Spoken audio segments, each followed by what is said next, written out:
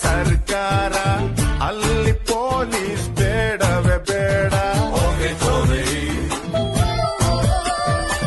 ನಾಡಿಗೆ ನನ್ನ ಹೆಸರಿಡಬೇಕು, ಸ್ಕೂಲಲ್ಲಿ ನಂದು ಲೆಸನ್ ಇರಬೇಕು. ಕನ್ನಡ ಸಿನಿಮಾ ತೆಗೆಯೋಣ್ವಾ, ಹೀರೋ ಡೇಟು ಹಿಡಿಯೋಣ್ವಾ. ಹೀರೋ ನಮಗೆ ಯಾಕೆ ಗುರು?